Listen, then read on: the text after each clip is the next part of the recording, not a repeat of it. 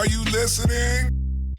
Hey fam, welcome to the Future is Here podcast. This is for the leaders, the dreamers, provocateurs, misfits, the frustrated frontline leaders who are charging in the kingdom. If you're tired of a reactive church, it's time to build a church we dream of now. The future is here, so don't get left behind. Are you listening? Let's get into it. Welcome to another episode of the Future is Here podcast. I'm your host, Tommy Nixon. I'm excited for today's episode. I got my man, Jon Huckins from the Global Immersion Project with me here. Welcome, brother. Thanks for being on. Love it. Good to be with you. Yeah, man. And so today we're actually, I'm actually here today, if I'm going to be honest, with a little bit of a heavy heart. And the episode for today is the Peacemaking Church. Now, last night, there's riots going on in Minneapolis. There's civil unrest. There's all this stuff going on for the past 3 weeks. Ahmaud Arbery, Breonna Taylor, George Floyd, and our community is really hurting right now. And so we had set this up, Jon, and we were just going to talk about it. But I feel like the idea of the peacemaking church is so crucial right now for not only for the church but for our country.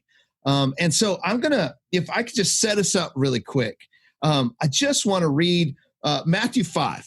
It says this. Jesus tells us, "Blessed are the poor in spirit. Theirs is the kingdom of heaven.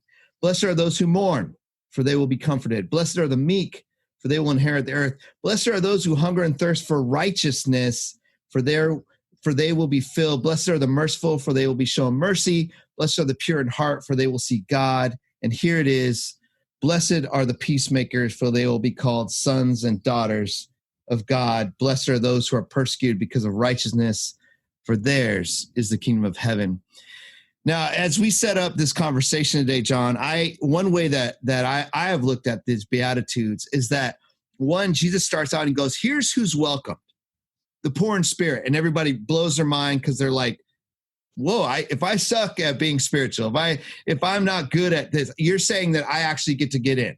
I'm included. And he's like, yep, you're in. And then he starts to shape, and here's what starts to shape you as you become the person I've created to be. And so he starts shaping that, and he talks about blessed are those who mourn and those who hunger and thirst for righteousness. These are the type of people that are in God's kingdom. And then it gets down to this place where it says, blessed are the peacemakers, for they will be called sons and daughters of God.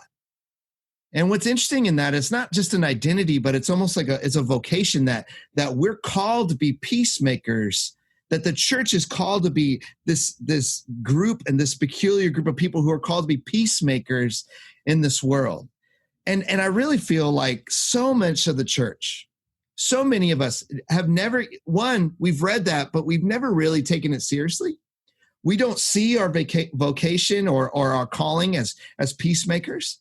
And so I'm so glad to have you on the call today. And so, one, can you just tell us a little bit about what you do, what the Global Immersion Project is, and then can you explain what you guys see theologically and practically about what being a peacemaker is? Yeah, man, you bet. That fired me up a little bit hearing that. Woo. Yeah, so I'm the co-founding director of Global Immersion, and we're a peacemaking training organization. Our work is to train people of faith to engage our divided world in restorative ways. And so the short version is we train people for the work of peace. And for us, we talk about peace not as like this otherworldly 30,000 foot ideal with unicorns and Volkswagen buses in the 1960s, but as this very subversive, costly way of life that may cost us everything. But that ultimately is the path of Jesus. That is the path of the cross, not the sword. And so what are the tangible practices associated with being a community of people shaped by a cross rather than a sword in today's conflicted world? How do we have hard conversations with our family who disagrees with us politically? How do we have hard conversations with our congregants who theologically inherited disruptive and colonized theologies? How do we engage the political climate right now with friends who think differently than we do? How do we engage the reality of George Floyd's murder in such a way that exposes the humanity, the injustice, the racism, the white supremacy that is baked into the bones of our country and needs to be exposed without just perpetuating the violence and the conflict. So our work is to walk with people of faith into that Jesus ethic, that way of life. And we do that in a lot of ways. Historically, we've done it through immersion in global conflict. We found there's no better classroom to teach peace than actual conflict. And there's no better teachers of peace than those that are practicing it in the middle of conflict. You've been with us to the Middle East, to Palestine and Israel, and experienced firsthand what it means to learn from people working for peace in the midst of a violent conflict. And especially for those of us in the West, we can often enter other areas in the posture of heroes rather than learners. And there's something disruptive about listening and learning from people that are on the underside of power, on the underside of empire, who are exposing to us the power and the potency of peace and the fact that it's not passive. And it's a very proactive movement toward conflict. And so we do that with these trips to the Middle East. We have them here at the border in Tijuana, San Diego, around the plight of the immigrant and all the ways that's connected to other issues that are real here in my neighborhood. I live 13 minutes from the border, so this is my own binational neighborhood. And we do it through training in other ways, workshops, webinars, and online courses, that kind of thing. So that is our work. And the moment, to talk about the church as an instrument of peace in the midst of conflict is now. And it is, like you said, pretty foreign to a lot of people's vocabulary, theologically and practically. So in some ways, it feels like we're starting at square one to just get back to remember who we are as a people of God. Man, that's so good, man. And that, I'll tell you right now, friends, I went on this Israel-Palestine trip with these guys, and it blew my mind. Yeah, and I'm pretty, I can be critical of things, and I could be like, I don't know, but literally this trip blew my mind, and it blew my theological understanding, and it forced me to deal with what does this actually look like. And so I know for a lot of people probably listening, Jon, when we say the term peacemaker, right? Here's some images that might come to mind. Hippies. Hey man, just peace and love, hey, like it's kind of this inactive, just like, hey, and in our world today, it might be that, you're a Facebook activist, right? Mm-hmm. You put the wherever horrible atrocity happened in whatever country, we put that flag over our picture and hey, we're with you, right? But that's not actually what you're talking about. So can you explain a little bit more, like when people listen to this and they go, oh, peacemaking, like, well, oh, you don't want me to do anything. What do you mean? That's good. Yeah, you'll notice the fact that there's a distinct difference between the word peacemaking and peacekeeping. And I think there's times where peacekeeping can actually be appropriate. But that presumes that the peace that they're keeping is actually a holistic peace that looks like equity, that looks like the reality of restoration and healing. And so most often, peacemaking is associated with peacekeeping. And that's just about maintaining the status quo. And I would argue for those of us who find ourselves, especially in the U.S. American nation state, which is really a modern day empire in so many ways, we are so, especially people like myself as a white man, are so bloated with privilege, which is just this ability to walk away from the brokenness and injustice of our world, that it's pretty convenient for me to be a peacekeeper, because I'm still going to be the one who's holding the power, and I'm going to be the one who can sit in my relative comfort.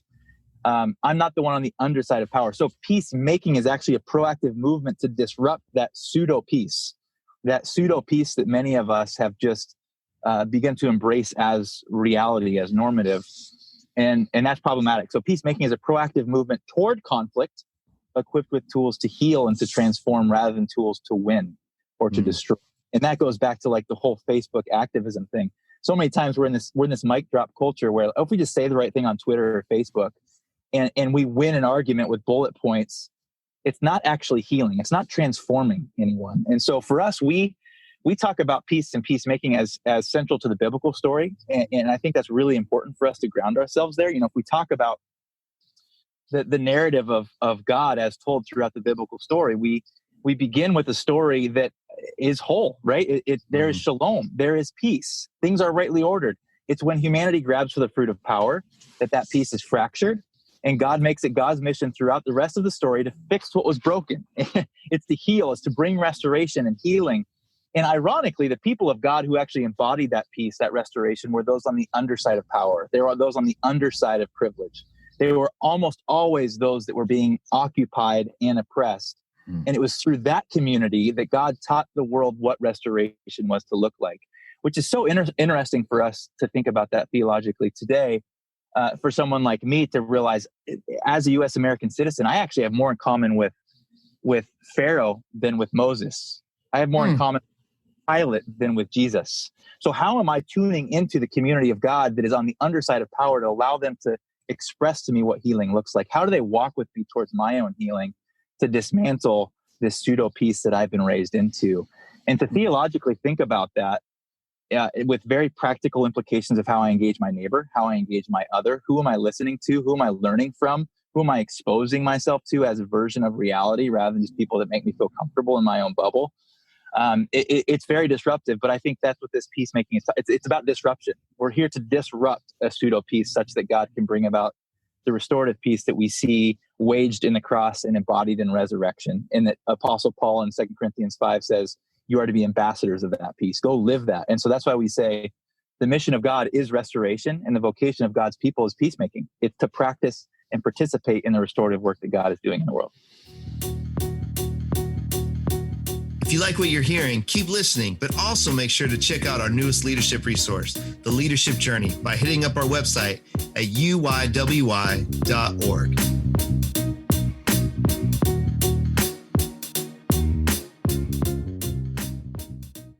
Bro, you're blowing minds, bro. I love how you guys frame that. And really, I mean, for our audience too, what I've been telling them, what I believe deeply is that the tip of the spear for this just church renewal movement that the Holy Spirit's doing and consistently doing, and it's our leaders. You know, it's you guys who are listening that it's all the people from the hood, from the disenfranchised, the marginalized, like it's you that God is using to continue to renew his church and move this movement forward.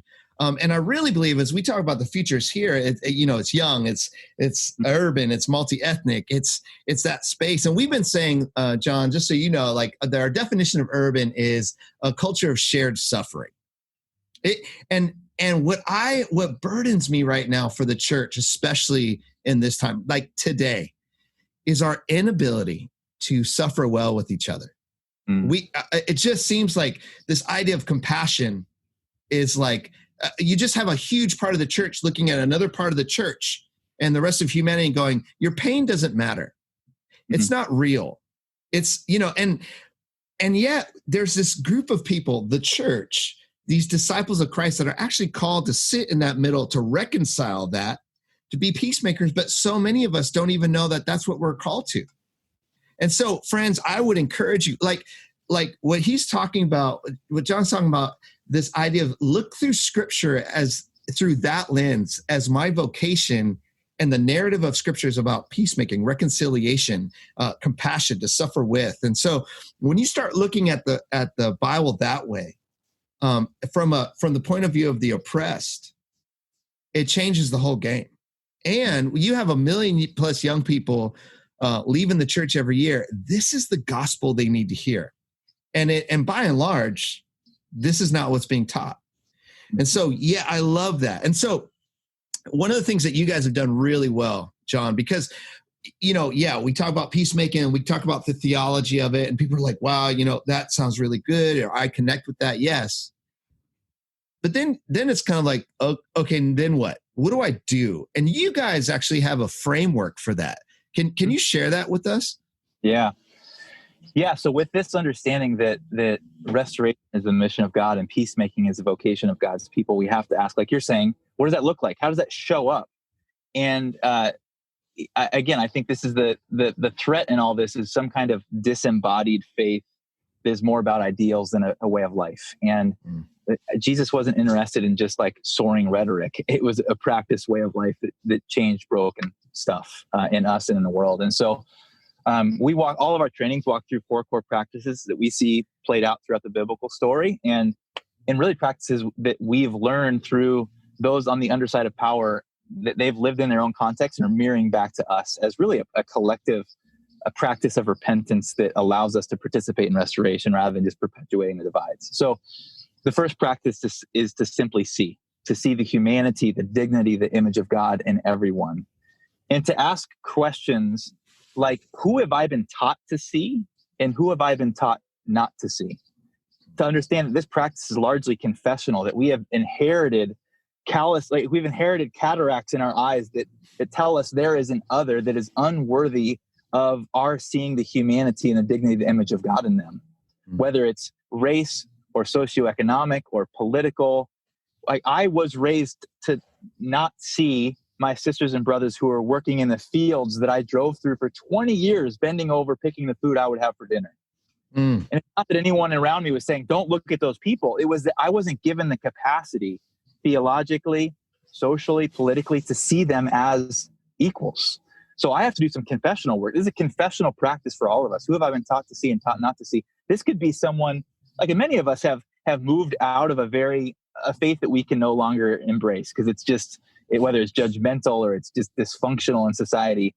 And we begin to not see the very community we came out of. We begin to demonize and other our uncles and our aunts, even though we disagree with them, doesn't mean that they're any less image bearers of God.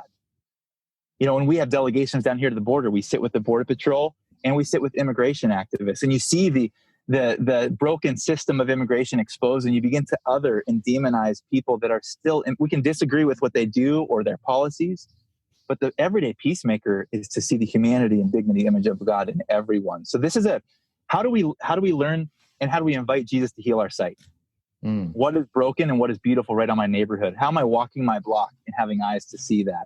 How am I interrogating the way that I view the news and my dining room tables and who's around it in my family reunions?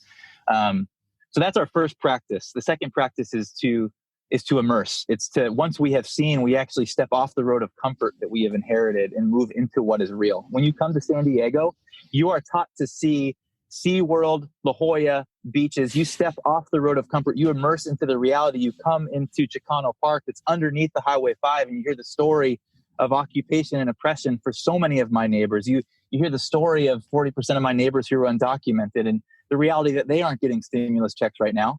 They are living in a day-to-day survival. Like it's only when you immerse off our road of comfort and step into reality that we begin to awaken to what is real right around us. How do we immerse into those conversations with our family and friends that are terrifying? Like if everyday peacemakers who immerse don't run away from conflict, we move towards it. But again, we move into those hard conversations, listening longer than feels comfortable. As St. Francis says, to seek to understand rather than to be understood. We're entering in not as like the heroes who are going to win and get everything right, but as learners who are seeking to participate in God's healing. So see, immerse, and again, this is the model of incarnation. That's how we talk about this. Jesus is God's version of immersion into the human conflict and story, and didn't come on the war horse of the Roman Empire, but in the body of a suffering servant.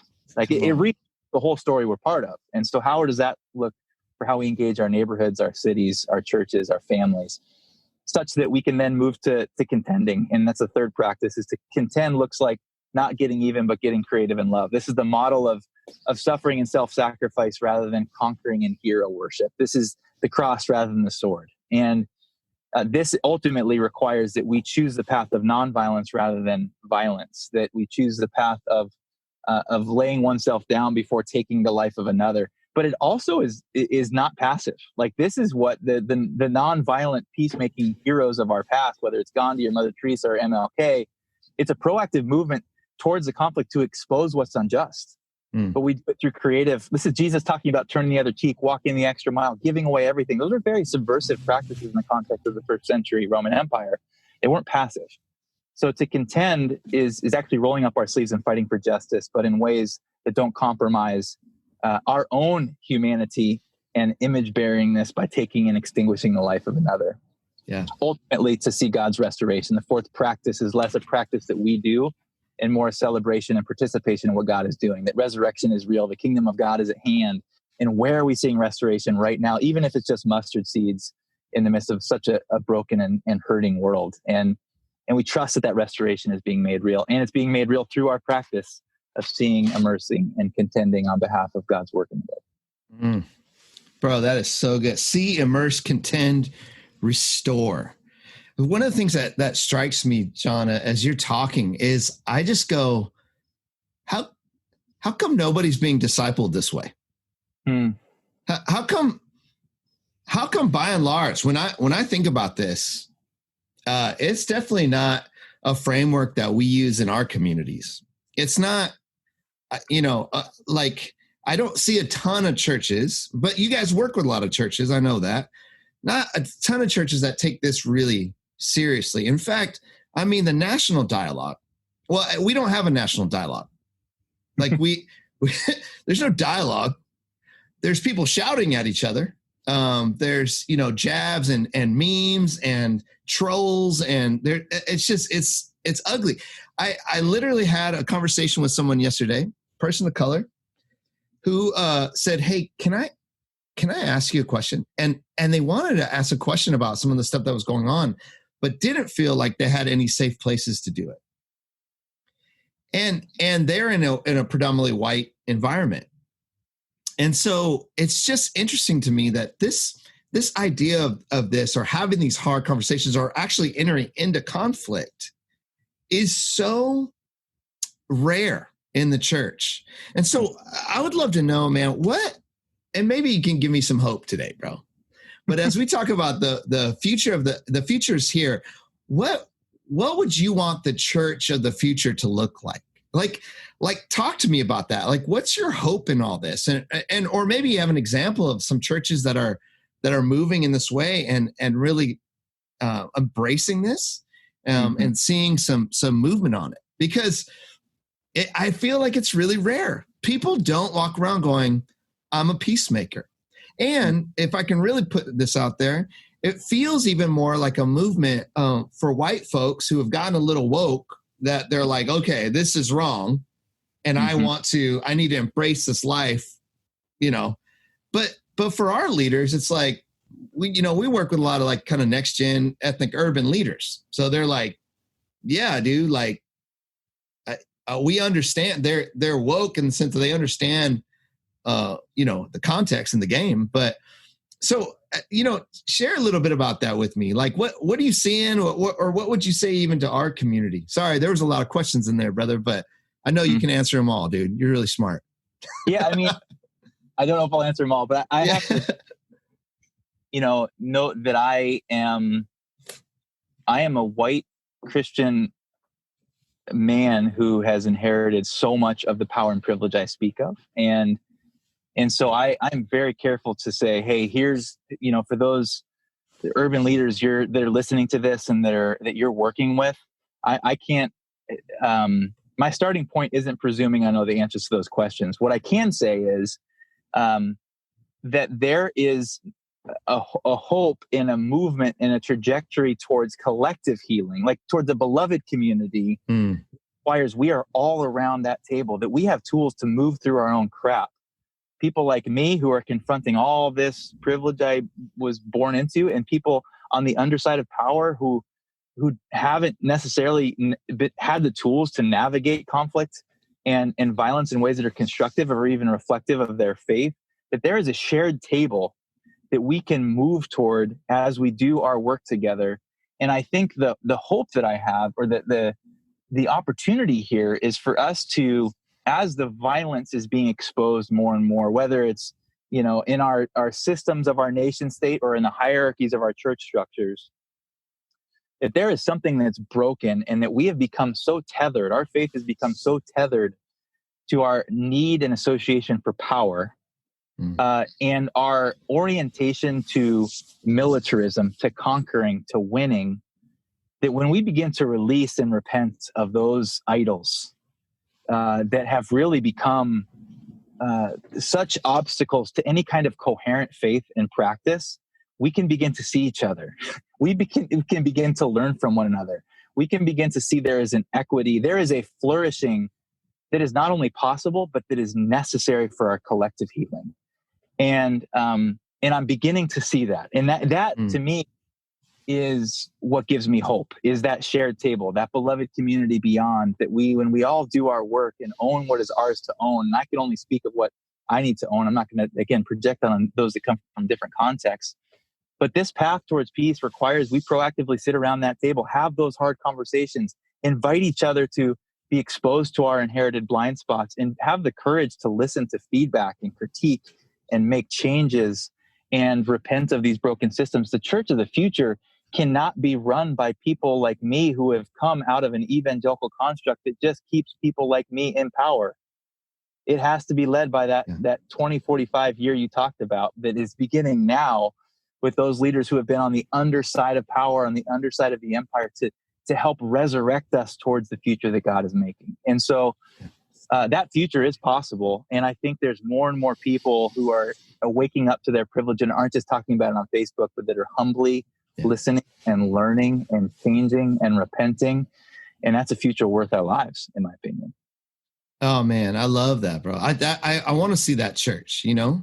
One of the things too, just for you guys listening, man, all you leaders out there, listen, we're framing it. We're feeling heavy today because of the institutional racism and white power structures that we really have to deal with, and a lot of you have to deal with, and are struggling with, are being crushed by.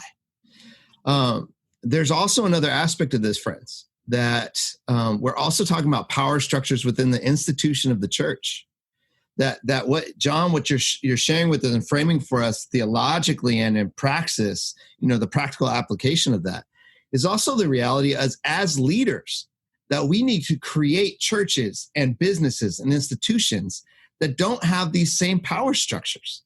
And that's what when I think about this, and I think about the church of the future, what I want to see is leaders that lead in a different way with this type of framework and understanding, that don't run from conflict, that don't try to hold on to power, that don't try to crush others. I see this all in all denominations. I see it in nonprofits. I see it in businesses. I see it. There are these many, and it's all this representation of this larger issue that we're feeling heavy and weighing with today. And so friends, I would really encourage you, think through this theologically, think through this see, immerse, contend, restore. How do you do that even on a micro level with those around you? John even talked about your own neighborhood, your own people, your own family, but also as leaders within the institutions that we run, because it is rampant throughout the institution, especially the institution of the church, of these type of power structures and this type of understanding. And so I really appreciate that, John. Thank you, bro, for just sharing that and shaping that. And so I know that you also, you wrote a book, right? You and Jer. Tell us a little bit about that book. Yeah, I mean, it's called Mending the Divides, Creative Love in a Conflicted World. It came out a couple years ago. And it really, it talks about this theology that I briefly shared out at the onset of this call, and then digs into the practices of see, immerse, contend, restore from a theological framework in light of the life, death, teachings, resurrection of Jesus, and then make it super practical for how we're seeing that lived out in our own neighborhoods, how we're learning from those on the underside of power who are living this out in global contexts that we've learned from, to building this framework, this practice way of life. And really the ultimate, goal is to like when our starting point is understanding or thinking that the journey towards power is the destination rather than the journey of the cross is the destination, we can really muddy things up no matter what our background is. If we can just take the power back of the church, but the structure is still broken, then the brokenness just perpetuates itself. So our hope is to help offer a theological and practical way to engage in peacemaking that sets us on a trajectory of the cross that informs and affects our lives, our neighborhoods, our tables. I'm thinking of this. I'm sitting in my neighborhood right now, and in awake to the reality that so many well-intentioned church folk have come to our neighborhood, but they haven't done the work of simply seeing what's here. They haven't immersed into the reality of the neighborhood, and they just try to slap their brand on the next best service rather than just listen to the work that's already being done here that is holy and sacred. I'm looking at the faithful volunteers that come out here to our local neighborhood school every single morning and hand out food to my neighbors. And like, what if the church of the future just was the best volunteer imaginable, rather than just getting their branding on their food distribution service? You know, like this is the stuff we talk about in this book, and that we're trying to shape, especially people like me, into a posture of humility and listening, but also courageous movement to disrupt and dismantle the pseudo peace that we've inherited in the empire. So good, man. The last thing too, I'd say, friends, as you're listening to this, is, you know, young people are leaving the church because they're not compelled by the life that they see. I mean, and really they're going, look, my world is on fire. Like it is crumbling. Like, I feel bad for all of you guys who you're graduating this year. Like, I'm so sorry. Like 2020 sucks to graduate or have any like major life milestone.